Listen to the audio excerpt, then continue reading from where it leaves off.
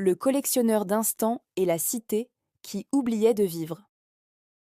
Au sommet d'une tour d'horloge penchée, dans une ville sans nom, vivait un être dont l'existence était un secret bien gardé, Monsieur Tic-Tac, le collectionneur d'instants. Monsieur Tic-Tac n'était pas un homme. C'était une créature faite de fils de laiton, d'engrenages silencieux et de milliers de petites montres. Son travail était le plus important et le plus ignoré de toute la cité. Il devait collecter les instants de la journée. Chaque fois qu'un habitant de la ville faisait quelque chose de simple, un boulanger qui roulait sa pâte, une petite fille qui peignait un nuage, un vieil homme qui arrosait une plante, Tic-Tac capturait l'instant. Il stockait ces instants tranquilles dans une bibliothèque immense faite de verre et de silence. La cité des mécanismes, en bas, était obsédée par la vitesse utile. Les gens couraient, couraient, couraient. Ils ne faisaient que les grandes tâches, inventer des machines, construire des tours, signer des papiers importants. Personne n'avait le temps pour les petites tâches, s'arrêter pour sentir le vent, regarder les oiseaux ou rire pour une raison stupide. Le maire Mégahertz, l'homme le plus rapide de la ville, raillait Tic-Tac, qu'il ne voyait d'ailleurs jamais. L'efficacité, c'est de ne jamais perdre de temps. Les instants tranquilles sont des instants perdus. C'était une tragédie silencieuse. À force de ne faire que des grandes tâches, les gens de la cité des mécanismes étaient devenus plats. Ils avaient perdu leur mémoire émotionnelle. Quand ils se rappelaient leur jeunesse, ils ne se souvenaient que d'une chose: j'étais très occupé. Un jour, l'événement le plus terrible de l'histoire de la ville est arrivé. La grosse panne. Tous les moteurs se sont arrêtés. Toutes les bandes transporteuses se sont figées. Toutes les horloges numériques ont affiché des zéros. La ville était silencieuse pour la première fois.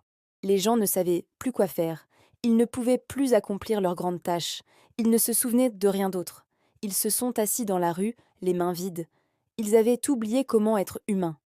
Le maire Mégahertz, paniqué, a levé les yeux vers la seule chose qui n'était pas arrêtée, la tour d'horloge penchée de tic-tac. Le maire Mégahertz a escaladé la tour, trébuchant et haletant. Il est arrivé en haut et a vu tic-tac, impassible, assis au milieu de sa bibliothèque de verre. « Monsieur Tic-Tac !»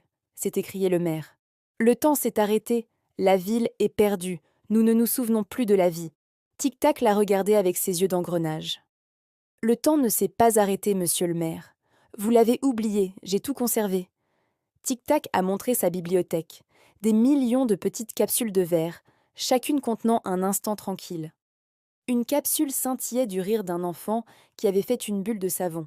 Une autre dégageait l'odeur chaude du pain partagé à une table. Une troisième contenait le sentiment de sérénité après avoir terminé un puzzle. « Ce sont vos instants perdus », a dit Tic-Tac. « Les petites tâches que vous avez dédaignées, la mémoire de ce que vous êtes, se trouve ici. » Tic-Tac a proposé un marché. « Je vais vous rendre les instants tranquilles, mais pour les libérer, vous devez faire une chose simple, ralentir et apprécier la petite tâche qui est devant vous, maintenant. » Le maire, désespéré, a accepté. Tic-Tac a pointé le doigt sur le maire Mégahertz, le forçant à regarder la plus simple des tâches. Juste devant lui, il y avait un engrenage rouillé. « Nettoyez-le », a ordonné Tic-Tac. « Faites-le lentement, sans hâte. Concentrez-vous uniquement sur l'engrenage. » Le maire, qui n'avait jamais fait une petite tâche de sa vie, a pris un chiffon et a commencé à frotter. Au début, il était frustré, puis il s'est concentré sur la texture du métal, sur le bruit doux du frottement, sur la satisfaction de voir la rouille disparaître. Alors que le maire nettoyait l'engrenage, la capsule de verre la plus proche de lui s'est déverrouillée. Elle a libéré une sensation, la fierté d'un travail bien fait. Le maire a senti son cœur se réchauffer. Il s'est souvenu d'une fois, enfant, où il avait construit une petite cabane avec son père. Une petite tâche, mais un grand sentiment. Tic-Tac a alors relâché une vague d'instants tranquilles sur la ville. Un instant de douceur a flotté jusqu'à une femme qui tenait un crayon. Elle s'est souvenue qu'elle aimait dessiner les fleurs, pas seulement dessiner des plans de machine. Elle a pris un bloc-notes et a dessiné une rose. Un instant de gousse est tombé sur le boulanger figé. Il s'est souvenu du plaisir de pétrir la pâte. Il a commencé à pétrir, à la main, sur son comptoir. L'instant de la sérénité est revenu au vieil homme. Il a pris le temps d'arroser la plante à côté de lui, sans se presser. À mesure que les gens se concentraient sur ces petites tâches, leur mémoire émotionnelle est revenue. Le rire est revenu. La curiosité est revenue. Ce n'est pas le maire Mégahertz qui a réparé la ville. Ce sont les instants tranquilles qui l'ont réparé. Un à un, la panne a été réparée, mais la ville n'est plus jamais redevenue la même. Les gens ont continué à inventer et à construire, mais maintenant, ils s'arrêtaient régulièrement. Ils prenaient des pauses tranquilles pour sentir le vent, regarder les nuages ou simplement rire. Monsieur Tic-Tac a continué son travail, mais il n'était plus ignoré. Les gens montaient à la tour pour lui rendre visite et partager leurs instants tranquilles avec lui. Ils avaient aussi compris la plus grande vérité de Tic-Tac. Le temps que vous pensez perdre en faisant quelque chose de simple et le temps que vous gagnez en vous souvenant de ce que c'est que de vivre.